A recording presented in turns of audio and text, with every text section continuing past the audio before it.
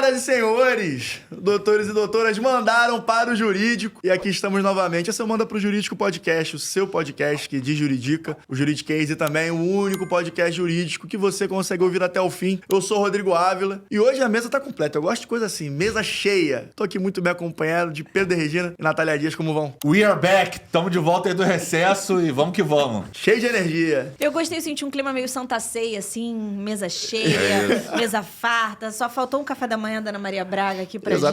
Exatamente. Acho que fica uma ideia aí de um dia a gente fazer um negócio comendo um pãozinho de queijo, bebendo suco. Pô, eu acho uma boa. Eu queria importar essa ideia, inclusive, da gente trazer comida aqui enquanto a gente tá fazendo podcast. Mas aí vai ter que... As empresas vão ter que, enfim, fazer um investimento também na divulgação. A gente pode instigar as empresas a quererem nos patrocinar, tendo comida aqui à mesa. Eu concordo, Eu tô gente. sempre... Patrocínio, eu tô sempre aqui atento e alerta às possibilidades.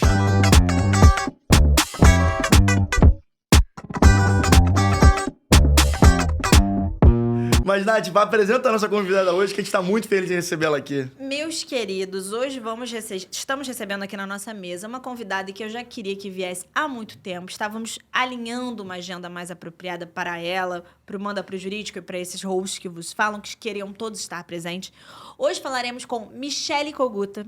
Michele é coordenadora jurídica no iFood. Ela é especialista em Direito do Trabalho e Relações Trabalhistas. E ela também, gente, ela é fundadora da ACC Brasil, instituição a qual eu tive o grande prazer de conhecê-la, e a gente trouxe para o Brasil essa instituição. Eu fui para o escritório, me continuou em empresa, mas hoje a gente vem aqui para falar tudo isso, falar do posicionamento dela no mercado de trabalho, como mulher negra, como mãe e como uma grande especialista em direito do trabalho. Mi, muito obrigada pela sua presença, viu? Eu que agradeço, gente. Estou muito feliz de estar aqui. Tava conversando com ela na reunião de alinhamento de pauta, né? Quando eu vi que tinha tanto assunto, cara, e ela trouxe até assuntos que eu não tinha pensado, eu falei, cara, vai ser um tema bem bacana. Mas antes de a gente começar, Mi, eu só vou pedir a gentileza pra gente fazer a nossa inserção aqui com nossos parceiros da Justcast, né, Nath, né, Pedro? Afinal de contas, o ano tá começando, enfim, todos os escritórios de advocacia, todos os advogados autônomos estão pensando exatamente no planejamento para esse ano. Eu achei que você ia falar carnaval. Não.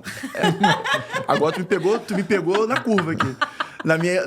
No meu ad. Mas, enfim, o que eu tô falando é que todos os escritórios de advocacia e advogados autônomos têm um planejamento a ser implementado em 2025.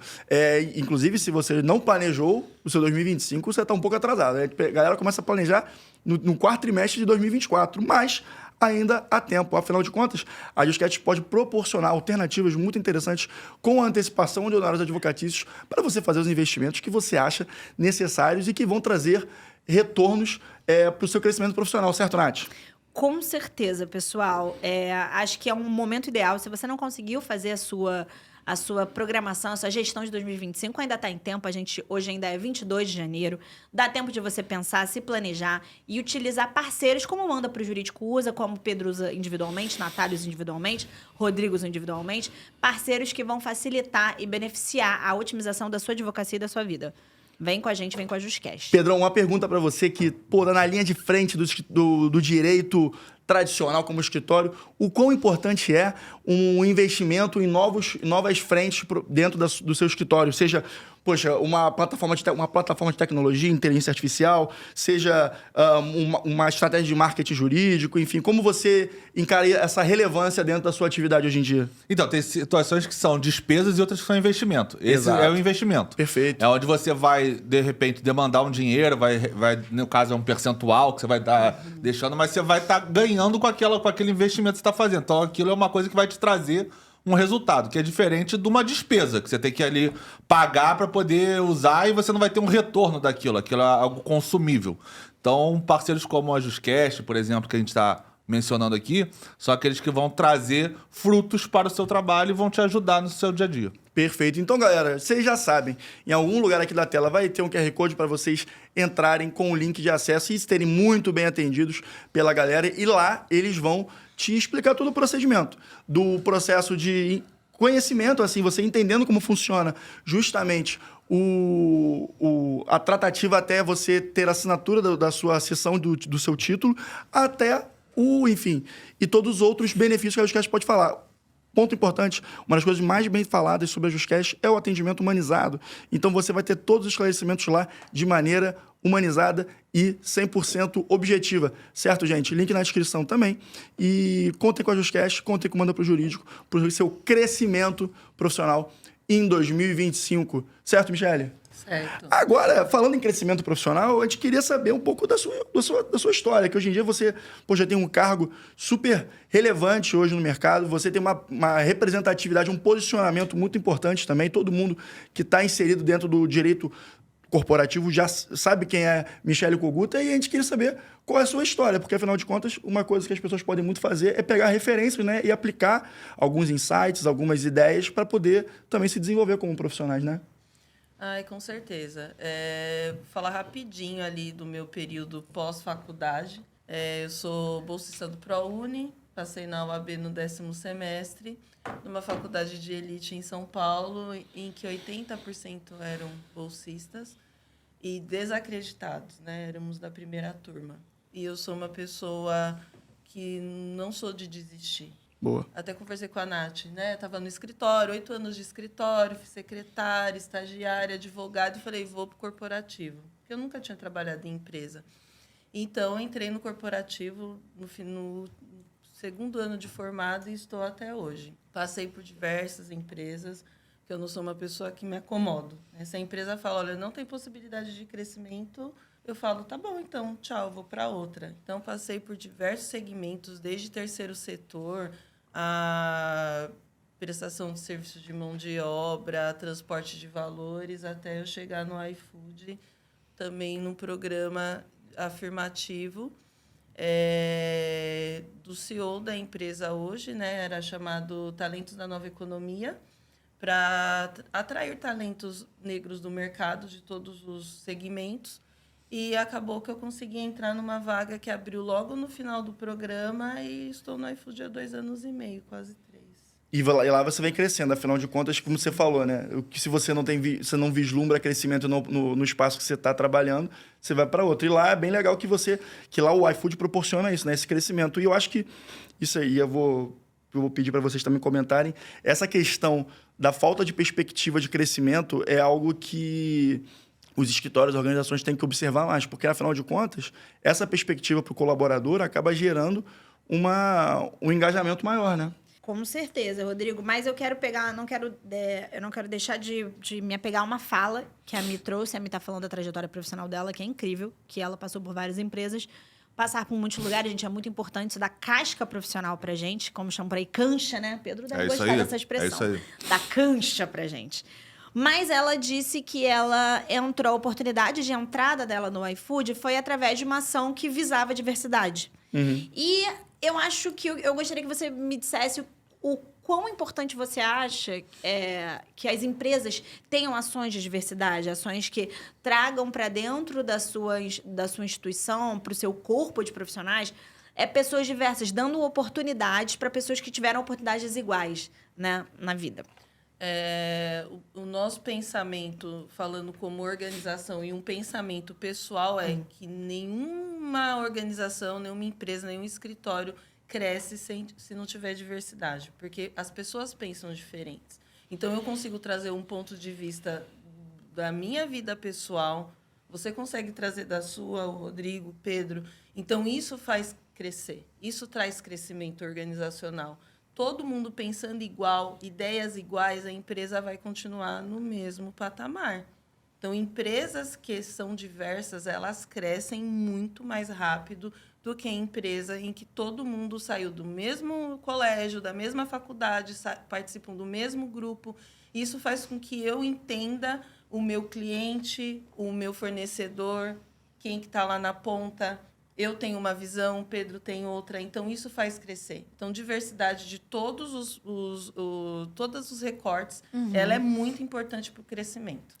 Perfeito, eu super concordo com isso. Acho que trazer o diálogo e trazer as diferentes histórias de vida agrega muito dentro da cultura própria da empresa. E aí eu queria te perguntar, assim, nesse contexto, a gente sabe que o mercado corporativo ele é predominantemente masculino. Como você vê uma liderança feminina como você pode contribuir e trazer um pouco mais de uma outra visão dentro do mercado corporativo aí, no seu caso, no direito trabalhista para um ambiente que é predominantemente masculino? Eu consigo trazer hoje, né, a visão como mãe, que é sempre uma mulher com filho, ela é sempre discriminada no mercado de trabalho. Eu já fiz entrevista que me questionaram por que eu não tinha filho, na época que eu não queria ter, e com quem eu ia deixar os meus filhos. Caramba. Né? E a mulher, ela é multitarefa. A mulher faz várias coisas ao mesmo tempo. E a maternidade prova isso. Porque se você consegue organizar a sua vida profissional, familiar, você consegue fazer qualquer coisa. A mulher consegue dominar o mundo. Então, eu consigo trazer essa visão e tirar aquela mácula, né? De que a mulher é preguiçosa, que a mulher grávida não quer trabalhar, que a mulher não faltou para o trabalho porque ela não quis ir, ela tinha que ter visto com quem ela tinha que ter deixado o filho dela. Não é assim que funciona. Deixa eu até te perguntar uma coisa, que você falou assim, que as pessoas perguntavam, você vai ter filho, por que você vai deixar seu filho? Eu sou homem e achei essa pergunta meio invasiva. Você enxerga dessa forma também? Não. Ou é uma opinião Não. aqui que eu tô viajando na minha forma isso. de pensar? É um absurdo. É um absurdo, né? É um absurdo. Porque o que a pessoa faz, a vida dela pessoal, ela não tem que ser discutida Eu no também acho, é um meio de trabalho. profissional, né? E eu fui questionada por uma gerente na época, porque ela questionou por que você não quer ter filho? E foi uma mulher ainda que Foi falou. uma mulher, e depois eu entendi, porque ela passou por um processo de inseminação artificial, ela demorou anos para engravidar, Entendi. ela teve gêmeos. Faz uns 2 anos eu encontrei com ela, anos depois, mais de 10 anos depois eu encontrei com ela, com os filhos gêmeos dela, e eu estava com os meus filhos. Eu falei, tá vendo como as pessoas mudam? Né? Naquele momento, eu estava decidida que eu não ia ter filho. E por que isso ia modificar o meu trabalho? Talvez a resposta é, quero ter filho, não vamos contratar porque ela vai engravidar logo? Então, eu fiquei com essa dúvida, né? Exatamente, acho que é exatamente essa, acho que é o racional, assim, lógico mais próximo, né? E é algo que a gente já mencionou aqui diversas vezes, né? Essa questão da maternidade da advogada. Eu acho que o ponto Muito difícil, cara. que a gente até trouxe num episódio do Manda Pra Elas, a gente trouxe aqui a Flávia Tomanini, Tomanini, que ela é diretora jurídica da AEC, que é uma empresa que tem mais de 54 mil funcionários. Então, assim, é uma empresa que você tem um espaço amostral ali de perfis absolutamente distintos. E ela trouxe, foi a primeira pessoa que sentou aqui e trouxe um ponto, e você é a segunda pessoa que traz, que é como a maternidade ela te desenvolve algumas skills específicas para o mercado de trabalho que as pessoas, em regra, não se atentam. Que até o próprio tomador de decisão, ou o próprio contratante, ou até, dependendo do perfil de RH, não levam em consideração que mães são pessoas que barganham da hora que acordam até a hora que vão dormir. Mães são pessoas que fazem uma gestão intensa e constante em agendas eventualmente conflitantes. Às vezes você tem filhos com idades diferentes, que têm interesses diferentes. Eu achei legal porque a gente não dá só foco em relação a como a maternidade hoje em dia... aliás, como o filho hoje em dia, ele é um... No aspecto do ônus profissional, ele é um ônus exclusivamente da mulher, não existe nenhum tipo de partilha, nem no aspecto legal, nem no aspecto social, mas trazer uma perspectiva positiva de como a maternidade pode e muitas vezes te torna um profissional muito melhor. Então, é você chegar numa entrevista e falar, você é mãe, sim, sou mãe de uma criança de 3, 4, 5 anos, e isso faz com que eu me desenvolva em aspectos X, Y, Z, sabe? Eu achei muito legal quando a Flávia trouxe na perspectiva de contratante, e agora quando você traz na perspectiva de uma pessoa quando esteve no momento de buscar outros posicionamentos, assim, eu acho extremamente valioso. Mas dá trabalho ou não dá, Michele? Dá trabalho. Eu cheguei a fazer audiência com 9 meses de gravidez. Eu levei meu filho para amamentar até 1 ano. Na época que não tinha audiência online, né? Exatamente. Outros tempos. Então, eu vi que era possível, né? De eu chegar, o juiz entrar e falar, eu achei que era vara de família, achei que tinha entrado na sala errada. Aí eu olhei pra cara dele e falei, sério. não, excelência, eu vou instruir a audiência com meu filho no colo. Ele precisa mamar. Né, lei. É isso. E isso fez com que eu verificasse que eu consigo fazer tudo. Independente. Com filho, sem filho, acho que com filho eu faço muito mais. E aí, você acabou de falar, você consegue fazer tudo. E você falou ontem um desafio que a gente tem que, de certa forma, que é a linguagem. Você migrou, né, de um mercado talvez um pouco mais tradicional e veio para como você falou, uma nova economia, né? Os novos mercados, que é o iFood. E mencionou também a adaptação de linguagem para a galera desse mercado que, na verdade, é o que a gente fala aqui, que é o de juridicar o juridiquês, né? Transformar uma linguagem mais acessível para todo mundo sob um tema que tem uma linguagem complexa. Como é que você lidou e vem lidando com isso no dia a dia, cara? No começo foi um choque, porque eu sou super acadêmica e eu estava acostumada a fazer pareceres, né, para a diretoria, com os escritórios. Então, eu fiquei um pouco ressabiada, assim. Eu falei, como é que eu vou mudar a minha linguagem? Mas aí a gente veio com inteligência artificial. Ah, é? Me ajudou e me ajuda muito, né? Eu escrevo, às vezes, um texto super elaborado, jogo na IA e peço para ela tirar o juridiquês, deixar mais claro o objetivo e reduzir para que o meu interlocutor entenda o que eu quero. Aí, mais uma vez, incrível. a IA ajudando o advogado. Ajudou Você muito. faz isso para os seus próprios clientes internos. Olha, eu tenho que me comunicar com a área. O tempo inteiro. Né? Hoje, obviamente, eu já falo muito menos juridiquês do que eu falava antigamente, mas como eu sempre estou escrevendo, estou lendo, eu acabo trazendo algumas palavras que aí eu vejo que o pessoal, né, dá aquela paralisada do que ela está falando, e os meus filhos também me ajudam. Às vezes eu começo a falar, eles olham assim para mim e falam, não entendi nada que a minha mãe falou. Eu falo, tá muito juridiquês. Mas você sabe que eu tenho um pouco disso, e às vezes eu falo isso para as pessoas em reunião, dependendo. Eu falo, explica como se você estivesse explicando para uma criança de 5 anos. Porque se uma criança de 5 anos entender, você pode ter certeza que qualquer pessoa vai entender. E às vezes você baixar essa régua nesse aspecto é muito útil, né? Porque linguagem é você se fazer compreender. Se você não fizer, perdeu 100% o objeto. Nessa pegada de transformação digital, já que a gente está falando disso, a gente sabe que o iFood é uma referência em inovação, né, tecnológica, parte de plataforma de vocês, assim, para mim é a melhor. Acho que eu desinstalei até as outras concorrentes, porque eu acho que a iFood, assim, canalizou a minha forma de pedir no delivery. E aí eu queria saber de você, como que você enxerga esse impacto na transformação digital do direito trabalhista? E aí, especialmente no que diz respeito às plataformas digitais, na relação de trabalho, assim. A tecnologia, ela só vai evoluir, é o futuro, né? Eu já venho escrevendo sobre isso até antes de entrar no iFood, sobre o futuro do trabalho com a tecnologia. Assim como teve a Revolução Industrial, a gente teve a Revolução Tecnológica e todo mundo se preocupa muito com as profissões que vão deixar de existir, mas várias deixaram e outras foram criadas. Então, o ser humano, ele se adapta. E trazendo aqui o recorte do advogado, a gente também precisa se adaptar. Né? A gente passou aí pela modificação do processo físico, processo digital, PJE da Justiça do Trabalho, que eu, né, sempre atuei muito bem. E hoje a gente tem inteligência artificial. Como eu me adapto para utilizar a ferramenta e fazer parte dessa evolução e sem ser substituída por ela? Então, assim, é nesse intuito que a gente vem trabalhando e que eu tenho passado isso para a minha equipe. Eu até falei isso para o Rodrigo. Eu estou contratando um estagiário.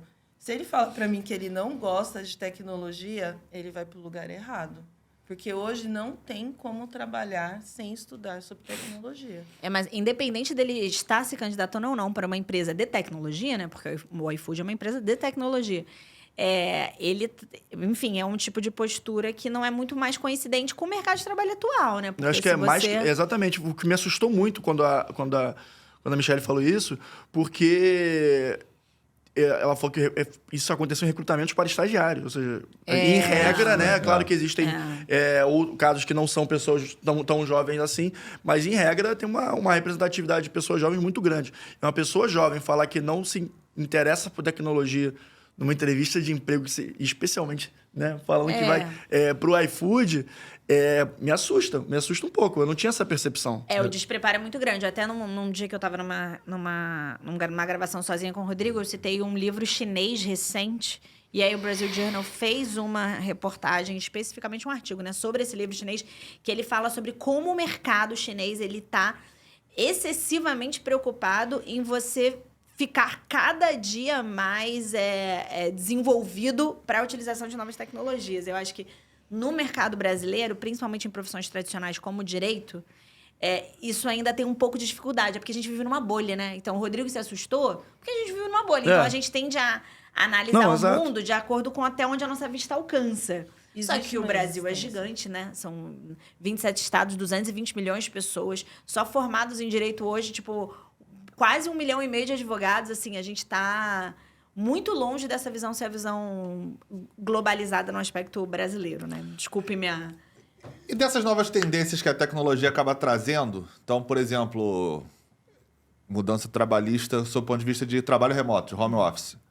Como que Boa. é a política do iFood nesse sentido? Vocês têm muito home office, vocês são mais presenciais, vocês estão pegando essa toada nova, tipo IBM, que tá mandando todo mundo vir trabalhar perto do escritório e voltar no presencial. Como é que funciona lá a política de vocês internamente? Nós continuamos em teletrabalho, até porque nós não vamos deixar de contratar talentos por causa da distância da localização que a pessoa mora. Então, eu trabalhei com o time da logística, tinha gente que morava em Barcelona, em Londres.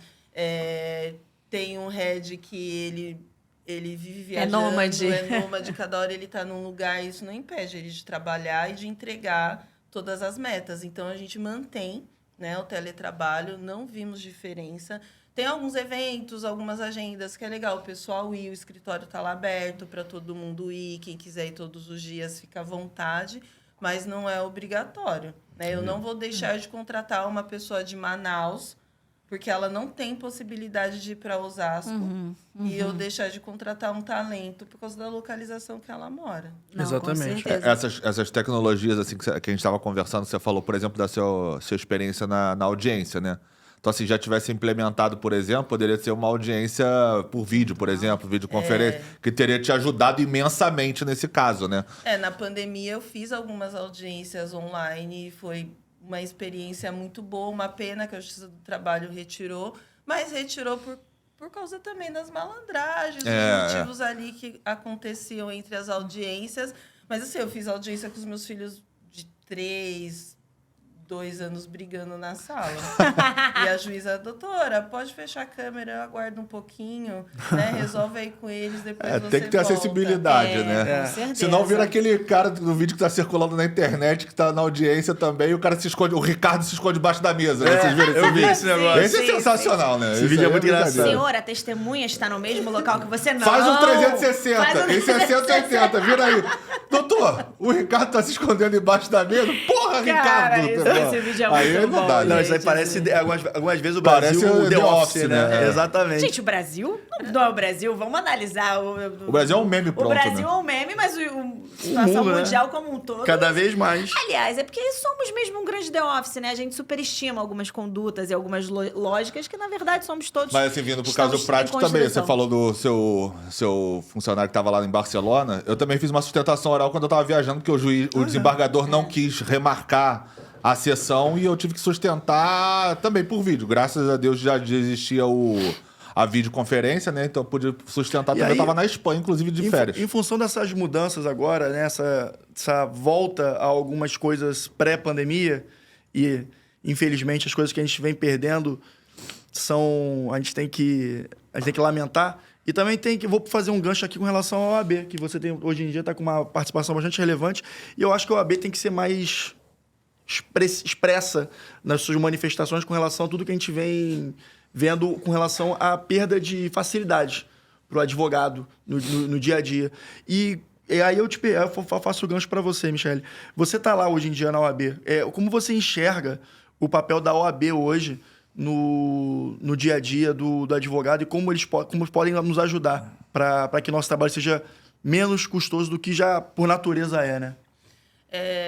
Eu entrei nas comissões e agora, né, estou secretariando uma das comissões em São Paulo, porque eu sempre fui muito crítica. Só que a OAB sempre esteve com os advogados tradicionais, né, das grandes bancas, já mais velhos. Então, eles seguiam a mesma linha desde quando eles estavam na faculdade.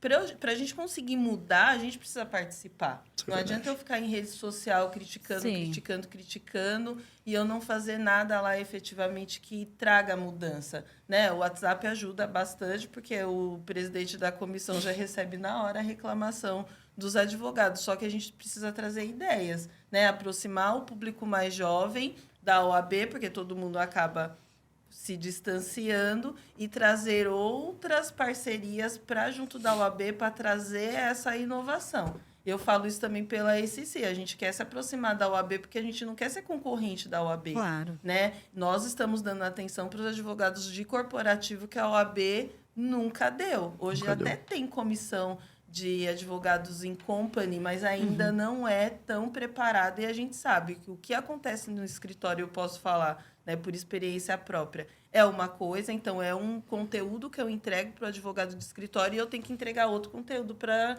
advogado de empresa. Sim. Então tem que se modernizar e estar na ponta. Não adianta eu ficar atrás de uma mesa falando o que a mídia quer que eu fale e não atendendo os advogados que estão ali na ponta. E esse ponto que você está falando, Michelle, é muito relevante no sentido de você dar atenção para os advogados em company. Eu também posso falar de cadeira porque fiquei maior parte, até hoje, da minha experiência, trabalhando com empresas e com colegas que trabalham em empresas. Você vê jurídicos que eles estão crescendo exponencialmente. Então, você está vendo um mercado de trabalho crescendo muito. Empresas se aparatando com uma série de profissionais jurídicos. Então, sim, eu concordo plenamente com você, é muito importante a OAB dar uma atenção para esse novo nicho, no sentido de que é um nicho que está plenamente em expansão.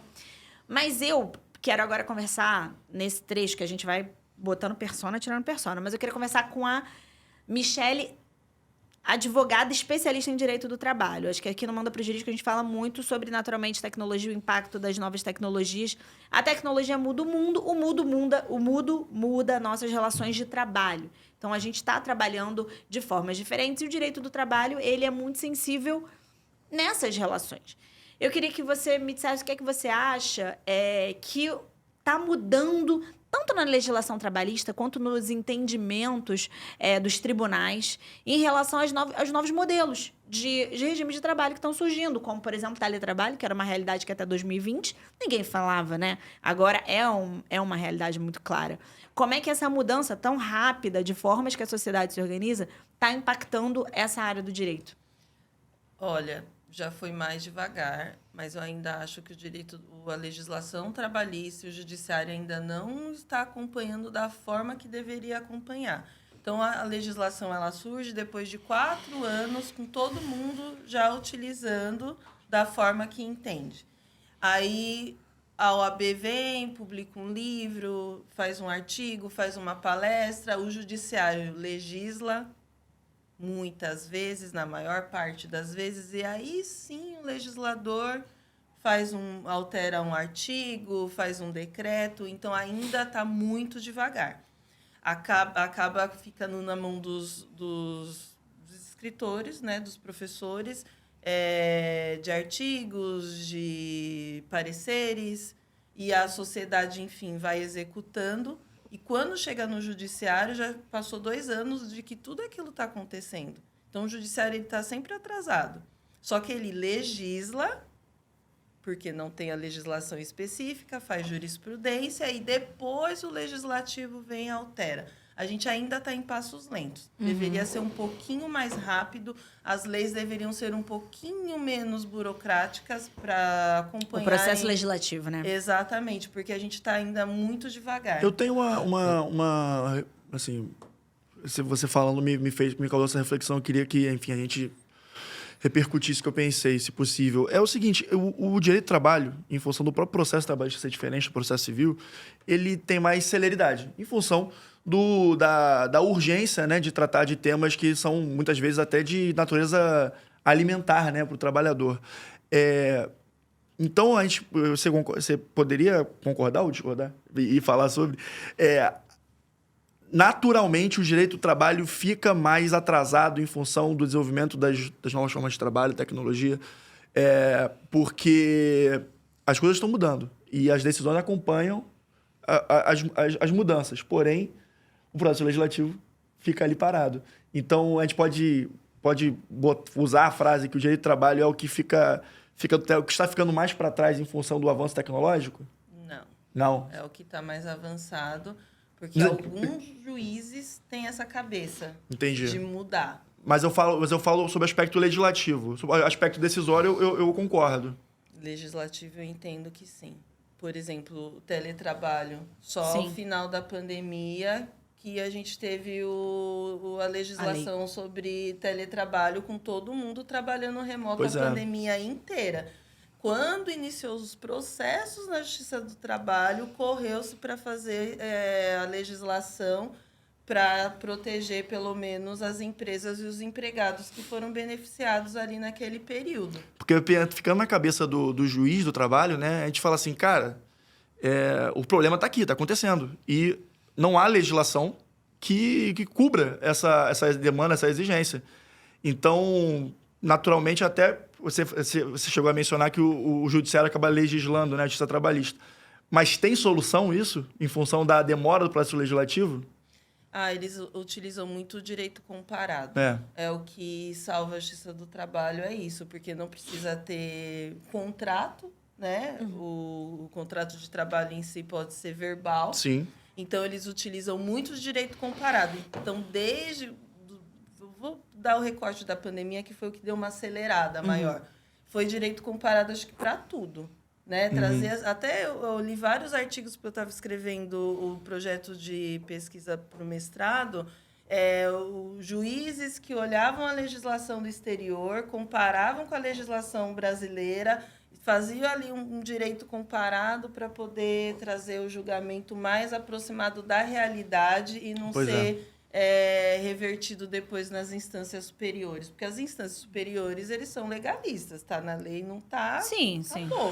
Então, o juiz da vara é o que acaba trazendo essa ignição ali, ó, o movimento de mudança, de procura de inovação para eles utilizarem, é o que vai movimentando o judiciário, são os juízes. E nesse cenário de novas formas de contrato, de flexibilização de modalidade de contrato, o iFood ele fica no epicentro da gig economy. E aí eu queria entender como que você faz nessa dicotomia entre novas formas flexibilizadas de trabalho versus a garantia de um direito trabalhista. Como que você enxerga essa possível dicotomia, talvez? A gente tem o sindicato, né? O sindicato dos empregados, a gente consegue fazer um acordo coletivo e trazer essa flexibilidade que não tem na legislação. Tendo em vista a alteração também na Constituição quanto à flexibilidade e a validade dos acordos coletivos, isso possibilita que a empresa fique resguardada com um acordo coletivo entre os empregados e o sindicato dos empregados e o empregador e que não tenha depois um problema judicial no futuro. Perfeito. Então, assim, um papel fundamental do sindicato que faz essa interlocução, digamos assim, entre as novas modalidades e as mais tradicionais de forma de contratação, né? E aí, pegando essa toada que você falou também de judiciários, decisões de conflitos são mais legalistas nas instâncias superiores, a gente verificou recentemente meio que uma disputazinha entre o TST e o STF sobre pejotização. Você entende que isso vai se resolver entre eles? Você tem alguma visão sobre essa discussão jurídica que teve sobre autorizar a pejotização da forma mais legalista ou menos legalista? Como você enxerga essa discussão jurídica que teve nos tribunais superiores? Nossa, foi um assunto que eu falei bastante ali na Comissão de Direito do Trabalho, porque a análise dos fatos é que vai definir se é pejotização ou não. A legislação ela é importante para entender qual o caminho que está sendo seguido. Porém, ela não é o suficiente para trazer justiça para o fato concreto. Porque não adianta contratar um PJ e querer que ele execute todos os deveres de um CLT. Sim. Não vai ter lei que proteja. Esse é o grande ponto, que essa é a briga do TST com o STF. Que o STF entende que se a lei autoriza, está autorizado para tudo. E o TST ele vem com a questão do fato concreto. Se eu estou desvirtuando a legislação do PJ e trazendo para os requisitos do CLT, não basta só ter a lei, eu tenho que analisar o fato concreto. Mas é interessante que na Justiça do Trabalho, como um todo, eu nunca atuei na Justiça do Trabalho, mas eu fazia uma gestão direta de um núcleo trabalhista. Essa predominância, a perseguição da verdade real, ela é muito característica da Justiça do Trabalho, né? Sim. Porque é o contrato realidade, né? Exatamente, o contrato realidade. Você tem que... A vivência do profissional em relação ao local que ele está trabalhando, ela é muito superior a qualquer a legislação em si. Por isso que é uma área do direito em que a dilação probatória, ela é tão importante, né? Você conseguir, naquele momento ali de instrução do processo. Mas... Vamos agora... Quer falar? Não, o direito do trabalho ele tem que ser visto como estratégico. Sim. Porque não adianta eu utilizar a lei e estou seguindo a legislação se na hora dos fatos eu demonstrar outra coisa completamente diferente. E você trabalha com consultivo, né, Mi, também, lá no iFood hoje. Eu acho que o consultivo é trabalhista, e eu vejo isso porque, eventualmente, eu faço algumas reuniões com a Rafa, que é a nossa sócia de direito do trabalho, fiz uma ontem, inclusive. É isso, né? O trabalhista não só preventivo, é estratégico como preventivo, né? O que é como é que você vai estruturar a sua empresa, essas relações laborais e de que forma você pode melhor proteger a empresa e o colaborador também, né? Porque a proteção do colaborador, ela é muito importante para que a sua empresa seja cada vez mais saudável, né? E produza melhor. Eu queria agora fazer uma pergunta, e talvez até mudando um pouco a persona da Michelle, como você falou, Nath, que também é a questão de... a gente conversou, eu até abri para ela a minha surpresa, que ela falou sobre um aspecto que a gente fala muito aqui, sobre questões... de raça, de etnia, fala a questão também de gênero, etc. Mas ela mencionou um aspecto dentro da rotina do trabalho, e ela viveu isso, que é o etarismo. E eu queria que você falasse a sua experiência com isso e como o mercado hoje em dia está tentando... vamos dizer assim, mitigar, né, essas diferenças geracionais. Porque, enfim, a gente está vendo agora uma geração Z que já já está no mercado. A gente, eu millennial, enfim, tem a geração das pessoas mais velhas e nesse sentido, as pessoas que têm idade mais avançada estão trabalhando até mais tarde. E também tem a molecada chegando. Então, tem mais gente trabalhando, tem mais conflito geracional. E como a gente pode mitigar isso e como tem sido a sua experiência tratando esse tema? Eu fui experiência própria, assim, sair de um jurídico com pessoas da minha idade ou mais velhas, um jurídico completamente jovem. Super jovem, em cargos de liderança já há algum tempo, e eu não tinha com quem conversar as coisas da minha rotina. Eu entrei numa empresa que só eu e o gerente que me contratou que tínhamos filhos. E ele foi a única pessoa que me acolheu e falou, olha, se você precisar sair para socorrer um filho, fica à vontade, só manda uma mensagem e vai. E aí eu falei, nossa, eu estou num ambiente completamente diferente. Porém, a gente tem os grupos de afinidade. E isso fez com que eu me sentisse integrada. Eu não preciso necessariamente só interagir com o jurídico, né? Eu interajo no grupo de mulheres, no grupo do Orgulho Negro, PCD, LGBTQIA+, e lá eu encontro pessoas que estão na mesma situação que a minha, ou passando pelo mesmo momento, e isso foi me fortalecendo. E, óbvio, a cabeça, né? Se você está num ambiente jovem, não adianta eu querer impor ideias minhas do passado que o público jovem ele não vai aceitar. Então, eu tenho que levar na mesa de discussão. E eu passei isso com a minha antiga estagiária, que eu efetivei, agora ela é analista do outro time que eu estava. Ela discutia tudo comigo. Por quê? Por que a lei é assim? Por que tem que ser assim? E aí eu falei, opa, não tem como impor. Como é que eu lido com isso? A gente está vindo de uma geração que todos os nossos chefes pediam e a gente cumpria, a gente não questionava. E agora eu sou questionada de tudo. Então, isso também me faz mudar a minha cabeça e de pensar de uma forma diferente. Não adianta eu querer ficar no mesmo jeito que eu entrei lá, porque não tem como. E a nova geração, ela é questionadora. Eu vejo isso pelos meus filhos, eles questionam tudo. Eu falo, tá na lei. A minha filha de 6 anos fala, aonde? Aí ela não sabe ler, ela pergunta pro irmão. Irmão, o que está escrito aqui? Essa geração que está entrando no mercado, eles não vão fazer porque a gente está mandando. Eles querem entender o porquê e qual o impacto disso. E é interessante quando a gente fala de tecnologia, comunicação e essa questão geracional, em que você tem uma série de gerações convivendo no mesmo ambiente de trabalho, assim, você não tem mais os baby boomers, porque, em regra, é uma galera que eventualmente já aposentou. Você tem geração X, geração Y, geração Z e, eventualmente, geração alfa, que ali vai ser o seu estagiário, uma pessoa mais júnior, às vezes um jovem aprendiz dentro do seu trabalho. Então, você tem todas essas gerações que estão vivendo, que foram desenvolvidas em cenários muito distintos.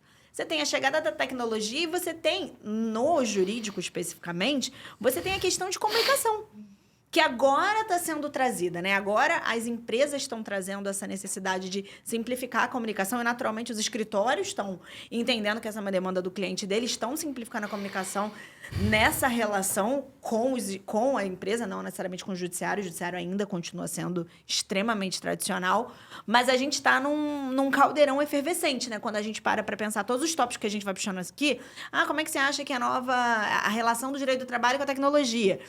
Você tem essa lógica. Como é que você acha que é a relação do direito com a comunicação? Aí você ainda bota nesse caldeirão todas essas gerações convivendo. E aí, quando você pega uma empresa que é uma big tech, uma empresa de tecnologia, que tende a contratar um profissional mais jovem, você coloca muitos fatores ali dentro da equação. Tem um parênteses que eu falei com o Rodrigo. A gente tem pessoas que já são formadas e que vão fazer transição de carreira. Então, você vai ter um estagiário de 40 anos de idade. Acho muito legal. E o mercado não está preparado. Tem empresa tradicional que não contrata um estagiário que não tenha 20 e poucos anos. Eu até fiz confessei a ela que eu acho... a palavra não é mais o estranho, mas não um estranho no sentido pejorativo da palavra. Um estranho que é algo diferente mesmo. Eu me surpreenderia ao conversar com uma pessoa de 40 anos e ela ser a estagiária. É algo realmente diferente. Então, e se eu não estou preparado, imagina as gerações que já estão há mais tempo no trabalho. Não é que eu esteja preparado, mas se eu me surpreendo... Sim, se você se surpreende. Imagina essa geração, a geração que tem mais tempo. Eu acho que você usou um termo que faz sentido, que é o estranhamento. Porque o que é o estranhamento? É aquilo que não nos é natural. Eu não estou habituado, mas eu acho que... aliás, eu acho não, e várias pesquisas indicam isso. Como a gente está envelhecendo muito mais tarde, não somente a nossa expectativa de vida está aumentando, mas a gente também envelhece mais tarde. Então, você pega hoje em dia uma pessoa de 65, 66, 70 anos, ela está com a capacidade cognitiva ampla. E eu acho que isso vai ser mais normal. Sim. Nas próximas gerações, vai ser muito mais comum você ver pessoas de 35, 40 anos fazendo uma transição de emprego, quando antigamente, 35, 40 anos, você estava ali no meio, né? Da sua escalada você profissional. Estava chegando no ápice, né? Sim, agora... E você não é obrigado a se aposentar com a faculdade, com a profissão que você escolheu com 20 anos. Com 40, você tá com outra cabeça. Com certeza. Eu falo isso pro meu pai, com 70 anos, ele é um rato no celular. Eu fico até assim, gente, aprendeu você falou do seu pai, é verdade. E meu pai se aposentou antes da pandemia. Na pandemia entrou em depressão, voltou a trabalhar. E ele não consegue ficar em casa. Ele voltou a trabalhar e minha mãe já tá assim, eu também queria voltar a trabalhar. Eu falei, mãe, 70 anos... Fique em casa. Vai ver novela, mãe. Ninguém quer. Imagina, ninguém quer ficar em casa. Aí você imagina uma pessoa de 70 anos que eu vi esses dias, um senhor de 80 anos que se formou em Direito. Para ele se formar na faculdade, ele precisa fazer estágio. Sim. E aí, você vai contratar? Minha avó aprendeu a ler com 70 anos de idade. Caramba, isso é legal. Isso aí é um fato que a gente tem que se adaptar. E eu acho que você tem uma capacidade de soft skill, a gente já conversou fora daqui, está conversando aqui também, muito bem apurada. Talvez a soft skill seja um remédio interessante para justamente lidar com esse gap geracional que a gente está vivendo, principalmente no iFood, né? Que em geral a galera é muito jovem, né? Sim, tem que ter uma mindset de inovação, não pode ter preconceitos, porque você vai lidar com pessoas de todos os tipos, de gênero, de raça, etnia. Então, tem que ter essa cabeça do novo, né? Saber se comunicar. A gente tem inteligência artificial que agora ajuda, né? Nós não utilizamos e-mails, a gente utiliza outra ferramenta que é tipo o WhatsApp.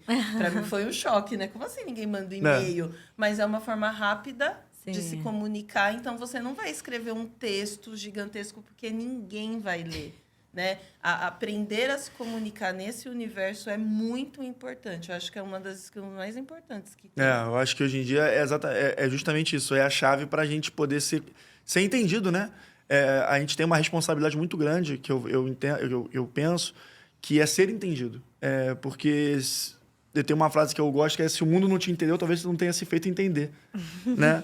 Então, tratar a soft skill, principalmente a comunicação, né? Quando a gente está falando de diferenças, eu acho que é um prato cheio, assim, para a gente se desenvolver e encontrar realmente as soluções desses novos problemas, né? Que a gente está encarando dentro da sociedade, especificamente no mercado de trabalho. Você quer fazer uma pergunta, Pedro? Acho que Algumas. Eu vi. Mas nessa toada de diversidade, de você poder integrar pessoas mais velhas como estagiário, que se você pegar uma lógica, né, a normalidade seria o contrário. Esse cara já estaria assumindo uma posição de gerência, diretoria, alguma coisa. Existe dentro do iFood, não sei se é algum comitê, alguma coisa mais formalizada, ou algo que traga para a cultura, que é o que você está trazendo, que você está falando aqui. Existe isso na cultura do iFood, a diversidade, mas existe alguma coisa formalizada em comitês, em iniciativas internas, ou é só isso, a pessoa já entra inserida nessa cultura porque é algo por osmose ali que é o funcionamento da empresa? Quando eu entrei, tinha as metas para contratação de mulheres em cargos de liderança e contratação de pessoas negras. Era de 40 e passou para 100. Legal. Porque ninguém estava contratando. E eu fiz esse teste do pescoço. A gente vai abrir uma vaga aqui no jurídico. Eu não tinha uma pessoa negra para indicar. Porque não eram as pessoas que eu convivia. Então, as metas foram necessárias para a empresa entender a cultura, que era importante, sim, e isso ia impactar positivamente o negócio. E impactou.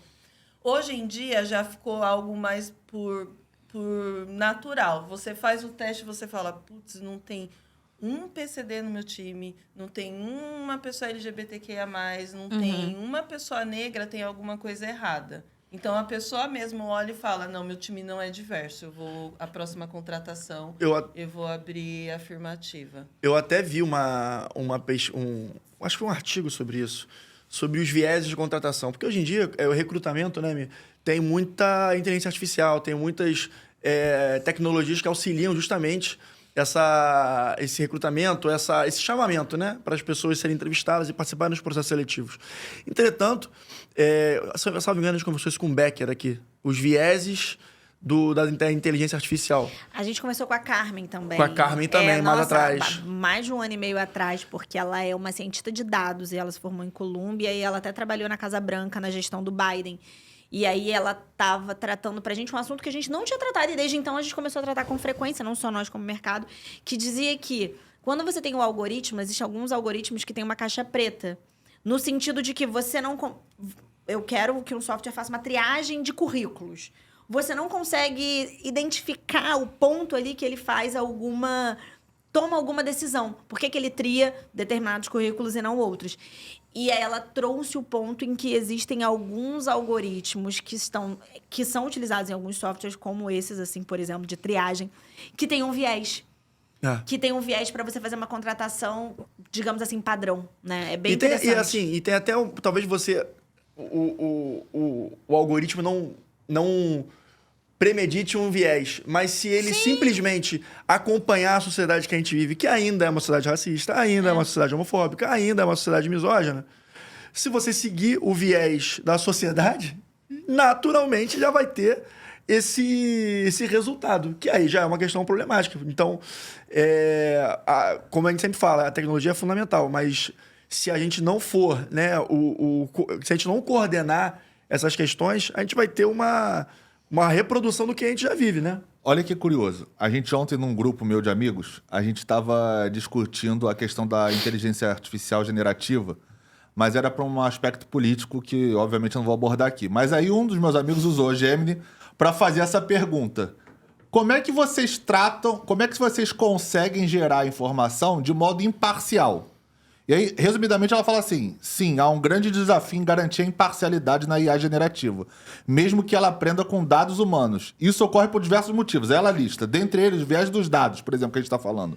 E aí ela fala, os dados utilizados para ter na IA podem ter viéses sociais, culturais e históricos.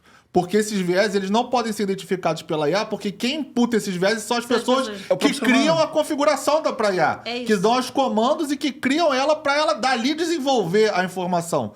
Então, e aí, enfim, é bem longo, obviamente eu não vou ler aqui, senão vai virar palestrinha. Mas é exatamente assim, isso.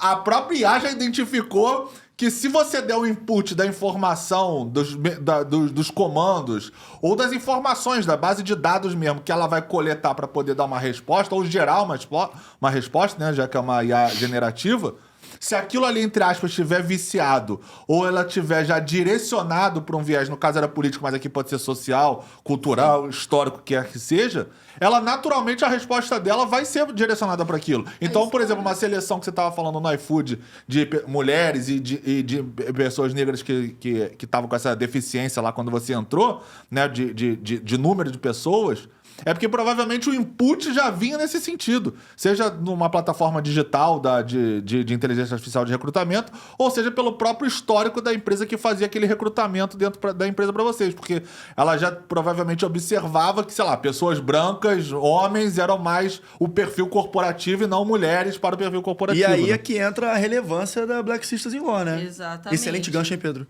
Exatamente. E hoje em dia todo mundo já fala, Michele, pede ali para Dione uma lista de advogadas dessa área, ou já manda a vaga e a gente já compartilha no grupo, né? Onde que estavam essas pessoas? Elas sempre estiveram no mercado, mas aonde? Invisibilizadas, né? Invisibilizadas, em cargos somente de execução, né? E eu falo por mim, eu sempre trabalhei muitos anos só executando.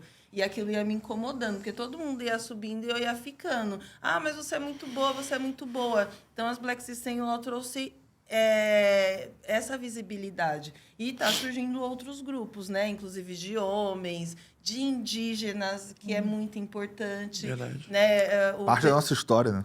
Exato, eu estou falando da IA e a história. A história ela é sempre contada de um ponto de vista. A IA ela vai contar, ela vai trazer aquele ponto de vista. E assim a gente vai fazer isso na vida toda. Eu tive dificuldade, eu ainda tenho, porque eu trabalhei com pouquíssimas pessoas pretas na área de direito do trabalho. Pouquíssimas, eu não sabia quem indicar. Eu falei, gente, eu não tenho quem indicar. Quem são os meus colegas? Quem são os meus grandes amigos do direito? Eu não tinha quem indicar. Nossa, que loucura isso. E nessa transformação, assim, como é que você vê o direito do trabalho nessa questão de transformações digitais para as plataformas colaborativas, microtarefas? Como é que você enxerga essa nova toada, essa nova questão de transformações digitais e IA generativa daqui para frente, sei lá, nos próximos 5, 10 anos? Eu acho que ela já faz parte, né? A maioria das plataformas já utilizam inteligência artificial para compra no mercado, oferecer o melhor produto para você, para você utilizar.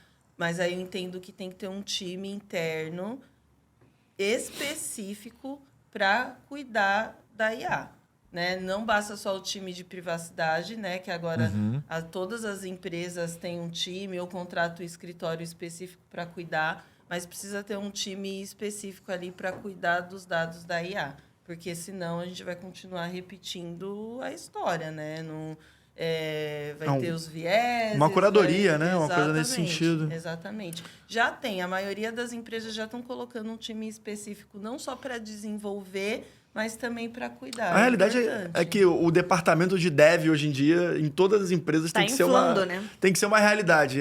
Porque seja você trabalhando na empresa que vende a tecnologia, seja você trabalhando na empresa que conta a tecnologia, ter um time de dev, de TI, é fundamental para você justamente proporcionar o melhor serviço ou também fiscalizar o serviço do seu contratante, do seu contratado. E eu acho que vale para quem estiver ouvindo se ligar que não somente o desenvolvedor da tecnologia, como alguém que cuida da segurança da informação, né? Sim. Hoje em dia você tem que...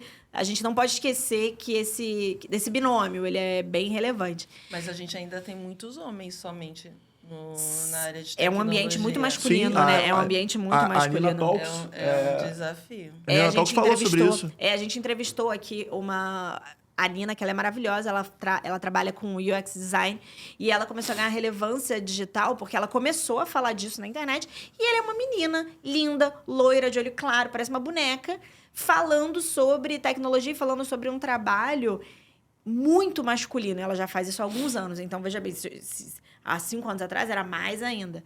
É uma entrevista bem legal, gente, vale a pena. Mas falando de viés e dessa quebra de expectativa, eu acho que não dá para não falar especificamente, porque a gente já falou um pouco, né, da Black Stars in Law, mas como é que foi a sua trajetória, levando em consideração que você é uma mulher negra e todos esses vieses que existem em relação a contratações de mulheres negras no mercado de trabalho. E eu acho que frisar o quão relevante foi ou não esse projeto especificamente do iFood visando diversidade na hora da contratação. Eu sempre fui uma pessoa muito persistente, né? Eu nunca aceitei. Não tem como, não é possível. Eu sempre tentei burlar ali o sistema de alguma outra forma, então eu sempre me capacitei. E isso é o que a gente fala muito nas Black Sisters. As mulheres negras, principalmente, estudam muito. 3, 4, 5 pós-graduações. Então, por que elas nunca estão preparadas para determinadas funções, determinados cargos e determinadas empresas e escritórios? Se a gente estuda 3 vezes mais do que todo mundo. Então, eu sempre tive que me provar que eu era boa profissionalmente. E esse programa do iFood foi buscar talentos no mercado e preparar pessoas negras para a nova economia, independente do lugar. Mas preparar 200 talentos para a nova economia. Como entrar numa empresa, como crescer, como lidar com essas adversidades, essas mudanças. E o que o Diego sempre fala para mim é: Michele, você entrou aqui porque você é muito boa. Né? Esse curso foi para selecionar os melhores talentos. Se você foi uma dos talentos selecionados, você não entrou aqui porque era uma pessoa negra e a gente precisava cumprir a cota, porque só entrou porque é boa. E é esse o intuito, né? Muito se falou do ProUni, porque ia inflar as faculdades particulares de pessoas ruins, e sempre foram os alunos que se destacavam. Na minha sala eram 80% de alunos ProUni, entre pessoas brancas e pretas, baixa renda, enfim, e a gente era os alunos que se destacavam. Então, assim, eu sempre fui muito de, não sei, vou aprender. Isso eu não... eu estou no direito do trabalho, estou lidando com recuperação judicial, vou fazer pós de empresarial. Porque eu ia conversar com o juiz a linguagem que ele não sabia, mas que eu tinha especificidade para falar com ele. Então, eu sempre me preparei para estar nos lugares que eu trabalhei, e isso é muito importante. Então, eu fui hackeando até eu cheguei. Então, eu entrei no iFood como advogada sênior, fui promovida para especialista, fiz transição de carreira 1 mês depois. Nem foi 1 mês, acho que 2 semanas depois que eu virei especialista, eu saí do trabalhista e fui para o empresarial, trabalhar na logística. Fiquei 1 ano fora da minha zona de conforto, apesar que tinha coisas do trabalhista, a maioria das coisas eram de empresarial, franquia, enfim. E aí agora eu retornei como coordenadora do Consultivo Trabalhista de Relações Sindicais. Mas, assim, com base no meu conhecimento técnico e com essa minha cabeça aberta de, eu não sei o que a lei pode me proporcionar de diferente, quais são os pontos positivos e negativos nesse sentido, né? Não só de impor, a lei fala isso e acabou. Tem até um aspecto que você falou, e a gente conversou também, que você fez algumas transições de carreira dentro do próprio direito, né? Você começou dentro de uma lógica de escritório, migrou para o corporativo, e aí você foi para o iFood numa área, migrou para outra, foi para outra, enfim. Isso é um aspecto que eu acho bem legal, que é a sua, digamos assim, flexibilidade profissional para poder estar sempre se adaptando. A Nath também fez uma transição dentro do direito, né? Do corporativo para escritório agora também, o que é... E ela já abordou isso algumas vezes aqui. Eu queria que, enfim, você falasse quais são... Assim, se uma pessoa está pensando em fazer isso, o que ela tem que estar ligada para poder fazer isso e não e cobrir assim tudo que pode acontecer nesse caminho? Se preparar antecipadamente. Quando eu fiz a pós de empresarial, foi pensando no futuro da minha carreira. Quais outras áreas dentro do direito eu poderia utilizar aquela pós que eu fiz? Quando eu fiz a pós de previdenciário também, eu era do trabalhista e ninguém sabia direito previdenciário. Previdenciário ainda é um gap muito grande, né? Para recorrer das decisões do INSS. Ninguém sabia, não tinha ninguém preparado. Escritório, eu sou só trabalhista, eu não faço previdenciário. Eu fui e fiz a pós de previdenciário e eu fui tapando esses buraquinhos que tinham nas organizações. Então, nada eu fiz por fazer. Eu sempre faço alguma coisa com algum propósito. Entendi. Pode não ser a curto prazo. Mas em algum momento eu vou utilizar. E o legal é que você observa justamente, né, o espaço em que você pode cobrir e claro, se valorizar dentro de onde você está e dentro do mercado, né? Isso é uma visão interessante, é ter essa capacidade de observação das lacunas, né? Isso faz muita diferença mesmo. Faz, porque como a Ami falou, assim, ela se qualificou eventualmente para coisas que ela imaginava que poderiam ser estratégicas para ela num médio prazo, né? Ela falando dessa trajetória dela e do que foi importante na carreira dela, me lembra uma frase que eu acho que eu li ontem ou anteontem, que era uma coisa do tipo, começar sempre e não parar nunca. Né? A gente tem que estar sempre começando e a gente não pode parar. E aí eu somei com o que você está falando aí, que é se qualificar constantemente também, né? A gente não pode em nenhum momento se acomodar. Eu já falei isso algumas vezes no Manda. O jogo nunca tá ganho. O Pedro sempre fala que é estar pronto na hora que a oportunidade aparecer, né? Isso é sorte em hebraico. Inclusive, eu acho que essa parte da qualificação que você falou é perfeito, porque, especialmente hoje em dia, onde as informações são extremamente tiktokizáveis, e são curtas, são rasas, e são... Para você ler ali, você já se sentiu expert naquele assunto, porque você leu um trecho de uma reportagem, alguma coisa. Inclusive, foi assim que surgiu esse debate lá no grupo. Eu acho que quando você tem profundidade no que você vai falar, eu acho que uma hora a oportunidade vai passar e você vai conseguir enxergar. Porque quando você não está preparado e qualificado, às vezes a oportunidade passa por você, mas você não consegue nem enxergar. Porque você não tem a capacitação para poder enxergar que aquela oportunidade poderia tá passando para você. Pedro, isso aconteceu comigo no inglês. Direito do trabalho, precisa de inglês? Nunca precisou. Só que eu sempre quis fazer o mestrado, ainda estou em busca. E eu sabia que o inglês, uma hora, ia ser importante. Aí eu fiz a prova na UF, ano passado, passei na prova de inglês, assim, que eu nem imaginava que eu ia passar. Eu só não entrei porque eu prestei para sociologia e não para o direito. E eles entendiam que o meu tema era de direito. Eu falei, que droga, eu queria fazer de sociologia. E qual é o tema?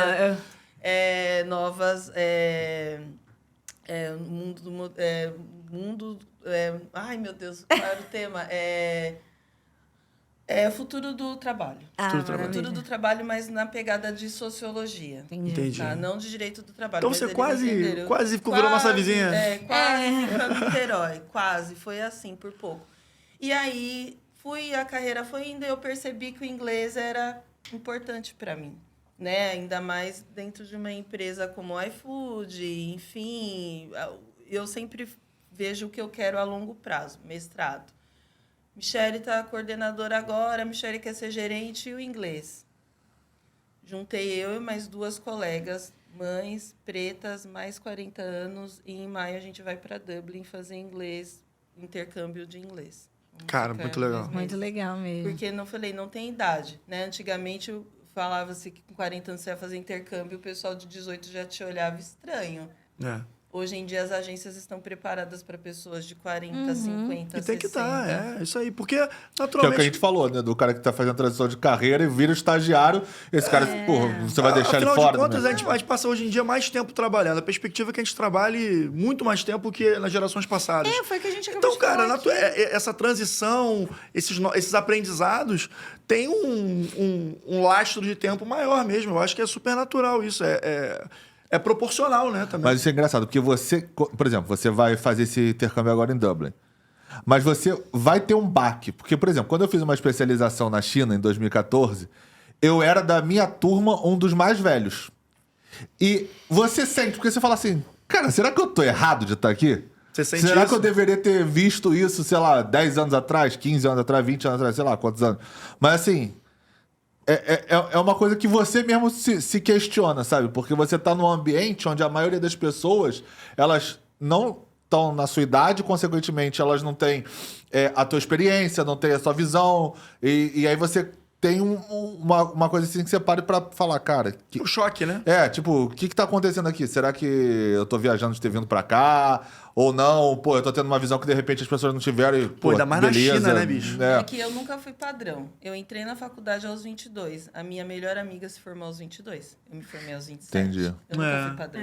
Né, eu demorei para conseguir fazer faculdade justamente porque não tinha condições de pagar. Eu estava tentando entrar na faculdade pública, né? E aí surgiu o ProUni. Então, eu nunca fui padrão. né? 1,82 m. Você é alta, nunca fui filho. padrão É verdade, em lugar é verdade. nenhum. Então, isso eu já incuti em mim. Eu nunca vou ser padrão em lugar nenhum. Eu sempre posso ser a única. Na maioria das vezes eu sou. Pela altura, pela cor da conhecimento. pele, pelo conhecimento. Então, isso vai me abrindo a mente e me facilitando. Porque quando eu cheguei no iFood com todo mundo jovem, eu falei... Outra pessoa ia entrar em crise, do tipo, eu estou muito atrasada, né? Meu gerente é mais novo do que eu, meu diretor é mais novo do que eu, meu VP é mais novo do que eu. Eu estou muito atrasada na minha carreira, mas eu estou dentro do meu tempo, porque o meu Perfeito. tempo não é o tempo das Isso outras é- pessoas. pô, É isso isso aí. muito E você importante. comparar o seu tempo com a das outras é completamente injusto, porque você não entende sabe o a pressão. background de ninguém pra você estar Você entende falando a aquilo. pressão. Sim, Não isso tem é, como. isso é exato. Tem uma frase Precisa. muito legal nesse sentido, que é: não se distraia com caminhos que não são seus, né? A nossa trajetória é única e o nosso caminho é único. Eu acho que quando a gente foca no nosso, não tem a Não tem menor errado, chance, né? não tem a menor chance de dar E errado. agora, meus filhos, eu sou uma mãe com um filho de 6, uma filha de 6 e um filho de 7, com 41 anos. A maioria dos pais, dos amigos deles, tem 30, tem 20 e poucos. Eu sou uma mãe mais velha. Sim. Então, eu sempre vou ter que lidar com isso por causa das minhas escolhas ou do meu tempo. Então, para mim, é natural.